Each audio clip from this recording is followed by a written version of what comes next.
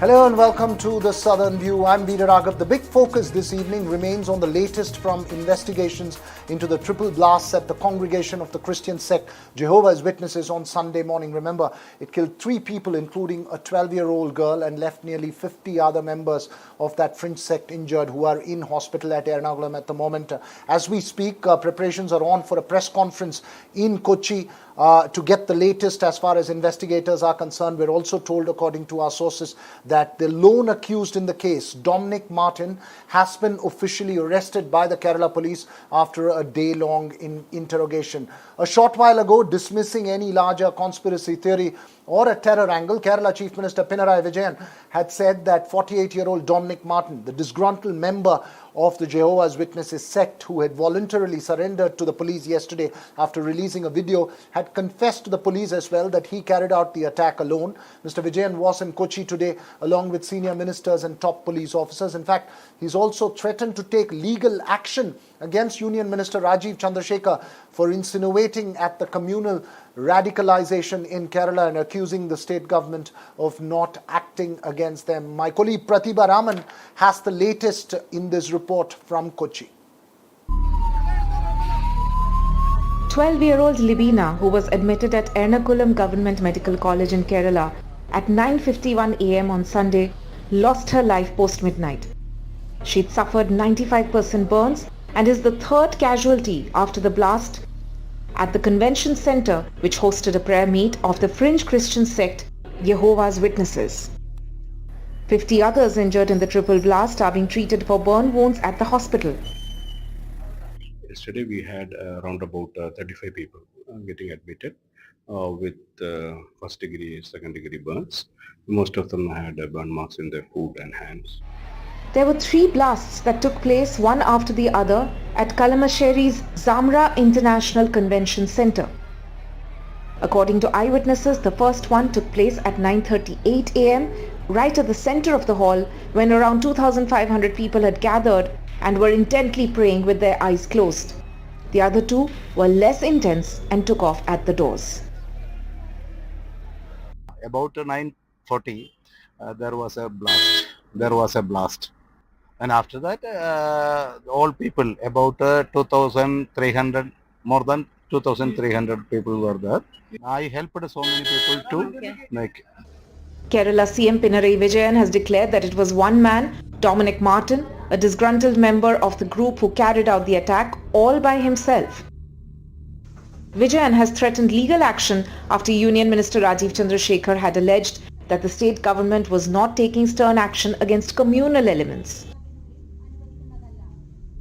If you continue to pander to those radical elements by allowing Hamas, if that organization's head is allowed to come to Kerala through video and address a group of people with his radical ideology, there is certainly something very wrong. Instead of helping the youth come into mainstream, you are instead throwing them again into the cesspool of radicalism by allowing them to engage with and allowing the Hamas to engage with these youth. അന്വേഷണവുമായി ബന്ധപ്പെട്ട് ഇപ്പോൾ Martin സമ്മതിച്ച കാര്യങ്ങളുണ്ട്, അതിപ്പോൾ പുറത്തു വന്നിട്ടുണ്ട്. ഇതിൽ മറ്റെന്തെങ്കിലും മാനമുണ്ടോ എന്ന കാര്യവും സ്വാഭാവികമായും അന്വേഷണ ഏജൻസി പരിശോധിക്കും. When an IED can find its way into the center, security lapses need to be looked into. When innocent lives are being played with, political bickering takes center stage. With camera person Kumar, Pratibha Raman in Kochi for NDTV. Well, joining us now live is also Pratibha Raman from Thalassery Police Station, where, Pratibha, we expect a press conference to start just now. That's right. A couple of minutes from now, we're waiting for a word or two from the police at this point in time. What we also hear from police sources is that an arrest has been recorded, and like you pointed out, it is Dominic Martin, the lone accused in this particular case. And what we also hear is that Dominic Martin did actually learn to make this particular IED by watching YouTube videos. And what we also hear is that sources have informed us that he did collect a few crackers and decided to set that on fire by using an IED. Overall, he spent around 3,000 rupees in order to collect the firecrackers, watch YouTube videos to make an electric detonator as well. And he decided to make a set of these bombs and in varying intensities, and decided to place these in the hall with the intention of killing the participants of the Jehovah's Witnesses convention, and based on the claim that he did not really agree with the ideology of this particular sect. Veera. Right, as Pratibha, you're pointing out, let's just, for the sake of our viewers, obviously this has been playing out over the last 36 hours repeatedly. Just to put in a nutshell, who is this Dominic Martin? Who exactly is he to commit such a planned attack? And where did he learn to make those explosive devices as well? If we can play those graphics on your screens as to who this 48-year-old Dominic Martin is, he has claimed responsibility, remember, for those blasts in Kerala. Before he surrendered, he posted a video of the attack on social media, claims association with Jehovah's Witnesses for almost 16 years, claims to have differences with the sect, planted explosives as teachings of group he claims were seditious, as he mentioned in that video, and I'm quoting him there. He's been living on rent in suburban Kochi for many years now. He was in Dubai as well earlier. He's a 10th class pass but displayed talent for languages, taught spoken English to children in neighborhood, worked as a electrical foreman in Dubai, as per information that we have for the moment on Dominic Martin. So Pratibha, there were several insinuations that were made.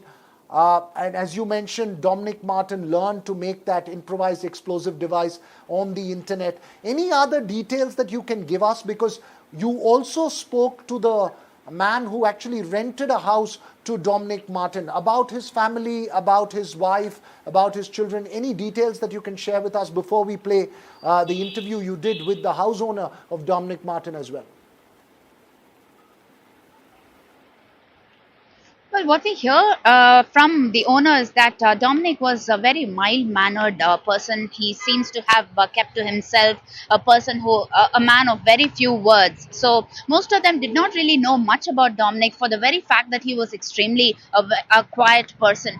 And he has been married for very many years, with the fact that he has one son and one daughter. Son studying in the UK and the daughter working in an IT firm is what we hear. But the family has been extremely tight-lipped about this, and they were in for a shock is what we hear, because he has been a person who has also kept his religion to himself with respect to his ideals or his beliefs or his faith as well. So it came as a rude shock to them. It was only when the video surfaced online that they did really hear of Dominic's involvement in this particular case, and the wife apparently went running to the owner of the home, talking about this video and talking about her state of shock.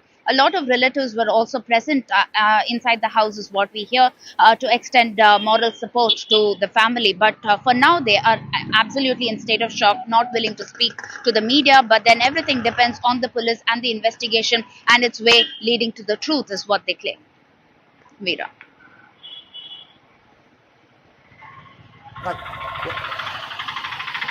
Right, Pratibha, let's just play for our viewers the interview you did with the man who rented the house over to Dominic Martin. I also want to come back and ask you questions about what you're hearing from the police in terms of whether he operated alone, was he in touch with someone. But first, this interview that Pratibha did earlier in the day with the man who rented the house to Dominic Martin. We have with us the owner of the home where Dominic Martin, the so-called person who surrendered to the police claiming responsibility for the blast in Kochi, is here with us, Mr. Jaleel. So thank you so much for joining us. Sir, എவ்வளോ നാളാ Dominic ഇങ്ങനെ ഇവിടെ നമ്മുടെ താമസിക്കാൻ തുടങ്ങിയിട്ട് ഒരു 5.5 വർഷമായിട്ടുണ്ട് താമസിക്കാൻ തുടങ്ങിയിട്ട്. അப்புறம் ഗൾഫ് എപ്പോ പോനാർ? പുള്ളി ഇപ്പൊ പോയിട്ട് 2 വർഷമായിട്ടുള്ളൂ, ഗൾഫിൽ പോയിട്ട് വന്നിട്ട് 2 മാസം ആയിട്ടുള്ളൂ. He says that for about 5.5 years he had rented a home right above over here, and he did return. He went to the Gulf to work and returned around 2 months ago, and he was in the Gulf for at least a period of 2 years. இங்க இருக்கும்போது என்ன வேலை பண்ணிட்டு இருந்தாரு? പുള്ളി ഇവിടെ നമ്മുടെ അടുത്ത് ഇവിടെ താമസിക്കാൻ വരുമ്പോൾ പുള്ളിക്ക് പോക്കൺ ഇംഗ്ലീഷായിരുന്നു.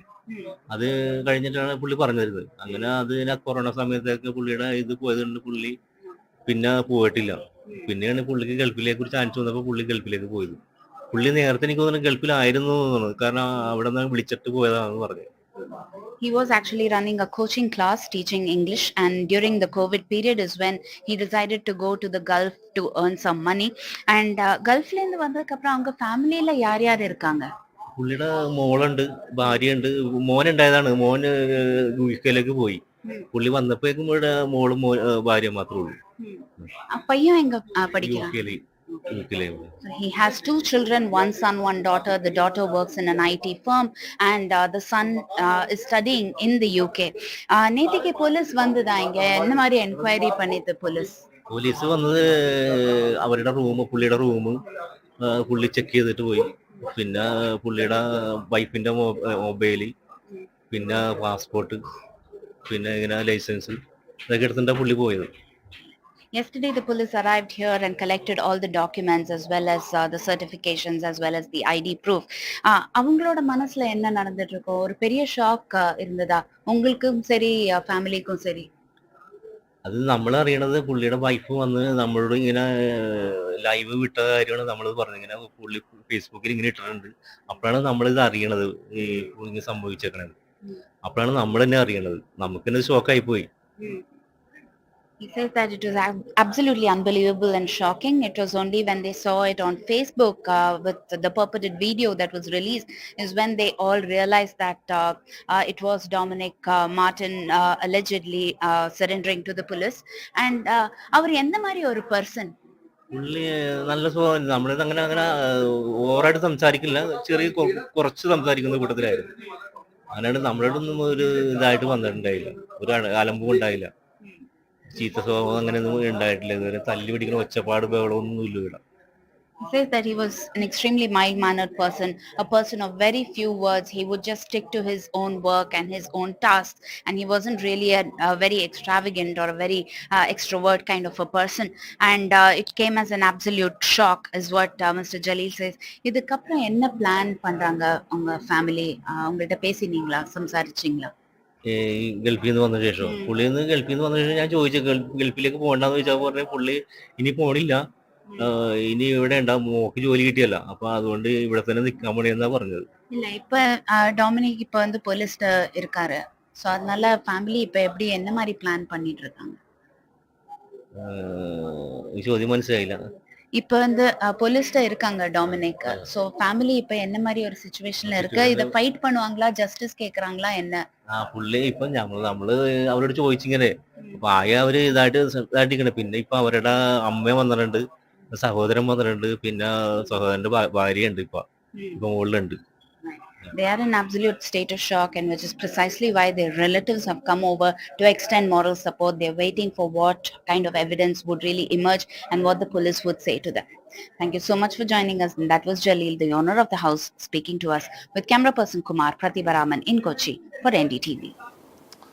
It's quite scary how this turned out. Just the sheer fact that someone who's educated, who's worked, who's got a family living in a proper neighborhood suddenly decides to go to the internet, learn to make an explosive device, places it in 3 different places at a congregation where several thousand, 2,000 people we believe had attended that event that day.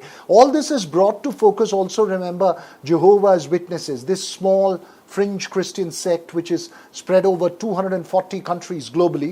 Reports suggest there are about 4,000 members in Kerala. Of course, it has members in other parts of India as well. The origins of Jehovah's Witnesses is believed to be in a Bible study group in 18th century Pennsylvania in the United States, according to reports. And they follow the Bible according to what we understand literally. For instance, they don't have priests or priesthood. The sect was persecuted by the Nazi regime along with the Jews. It's believed that the sect has some radical beliefs, including being against blood transfusions. It does not believe in joining armies or fighting wars. Interestingly, according to media reports, 3 children from the sect had refused to sing the national anthem in 1985, after which they were expelled from school. The Supreme Court later ordered them to be readmitted then. Silent fringe Christian sect that was there in Kerala. 4,000 members, as I mentioned, in Kerala as well for that sect, but 2,000 were there at that congregation hall, which had 6 exits, a common 3-day congregation. Pratibha, that's what we heard from reports.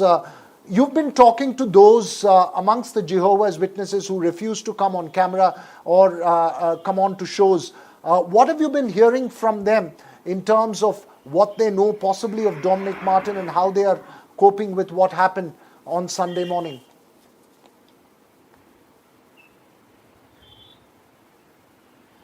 Well, Veera, most of them did really seem to be reeling under shock, especially after the blast that took place yesterday.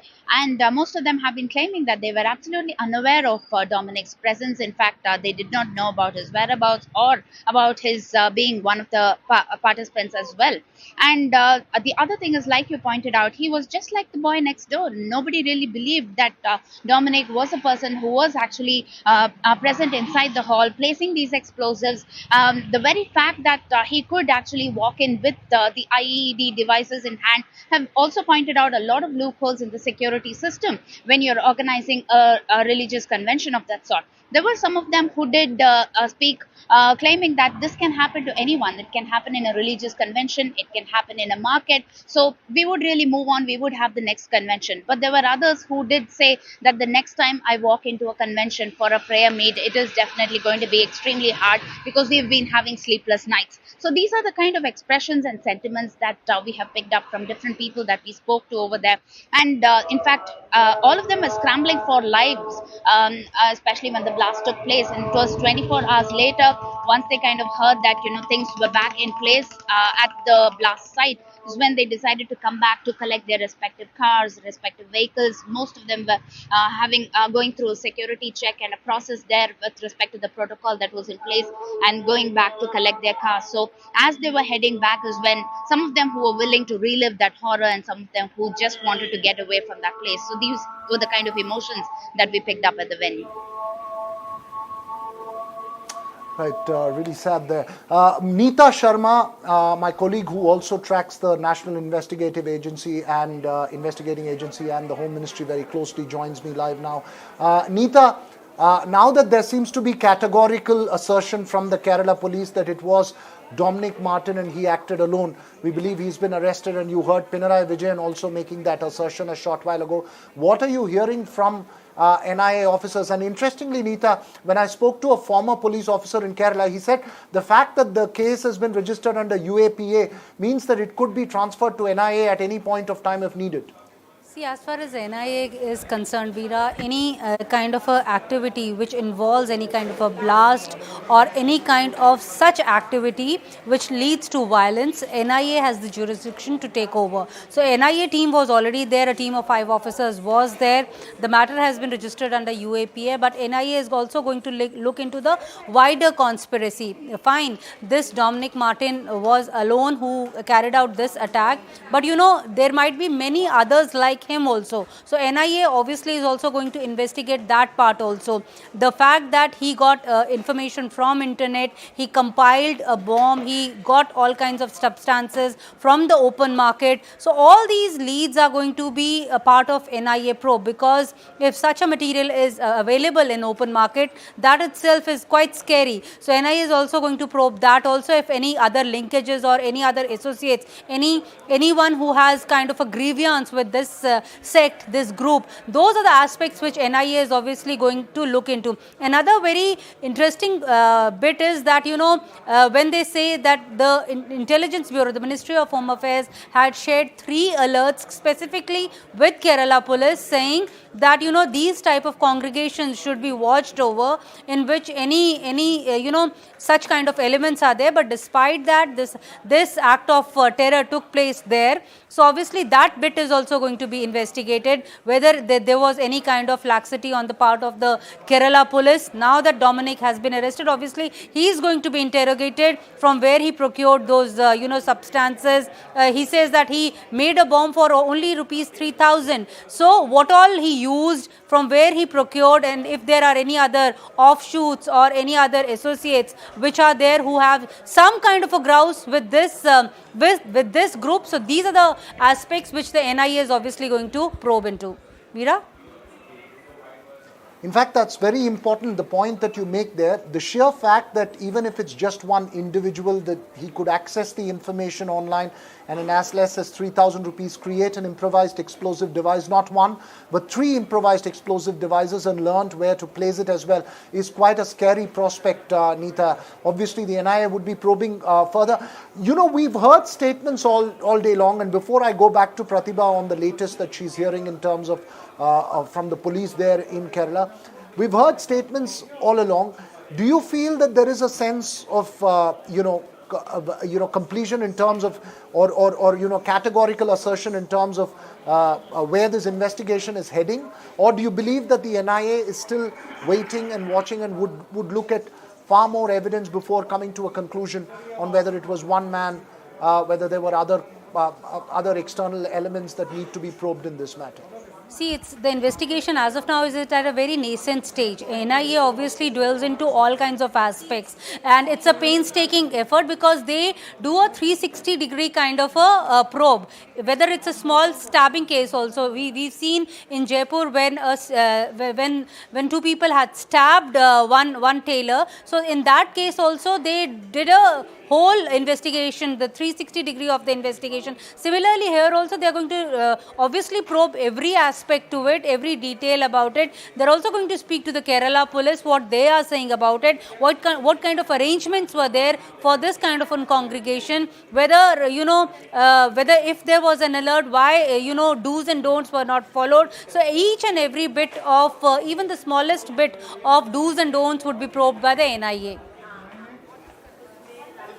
Right, important point that you make there. Quickly, Pratibha, given the global context, given that there were these, the international conflict that's playing out now between Israel and Gaza, there were a lot of fears as soon as this attack unfolded. What are the police officers telling you in terms of what they are hearing from Dominic Martin? Do they believe that it's only him? Now that we know that he's the prime accused, is he going to be the only accused? What are you hearing from your sources in the Kerala police? Well, in fact, Veera, initially when the blast took place, the timing of the incident didn't move to the police believing that it could have a terror angle to it, and that is precisely why multiple agencies were involved in this investigation. But then later during the days when the investigation kind of had a turn of events with respect to a man walking in, surrendering himself to the police, claiming that he is the lone accused in this particular case.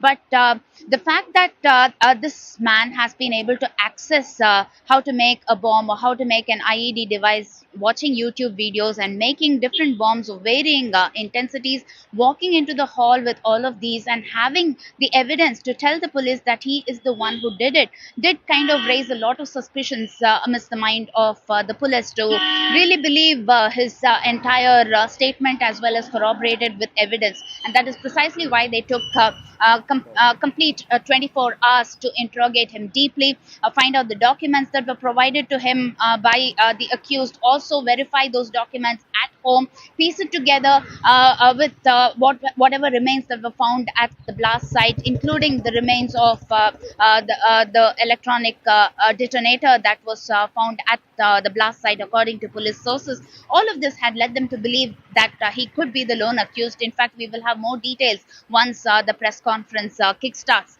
And we also hear from police sources that different sections have been invoked and he will be charged under these. One is UAPA, the second would be Explosives Act, and the third would be attempt to murder, and the fourth would be disrupting peace and harmony. This is what we hear at this point in time. Well, we will know further details post the press conference, whether he worked with somebody, whether he took the help of somebody, because it is pretty impossible to believe that he could really walk in with all of these IED devices in varying intensities into the hall, and also to believe that 2,500 people were there during the process of this convention, which kick-started with a prayer meet and all of them having their eyes closed. So the timing of that as well is has also led to a lot of suspicion amongst the police. Veera. Right.